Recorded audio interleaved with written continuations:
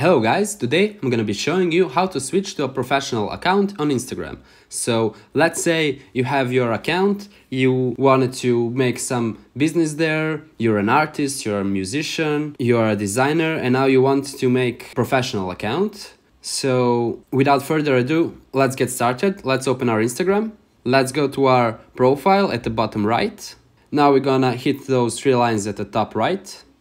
We're gonna go to settings. Now my account is private, so if I want to switch to a professional, I'll need to change that. So first thing I'm gonna do, I'm gonna go to privacy. Let's switch this toggle off. Switch to public, yeah. Now you have a public account. You should keep in mind if you want a professional account, you'll need to be public. So yeah, that's it. Next thing we're gonna do, we're gonna go to account. And now at the very bottom, you have switch to professional account. So I'm gonna click there. Continue, continue, continue, continue. Here you can choose whatever you are. If you're an artist, musician, blogger, I'm gonna choose education. So I'm gonna hit done. You can choose if it's for a business or you're a creator. I'm gonna hit next. Here you can put your public business information. So you can choose next or don't use my contact info, whatever you like.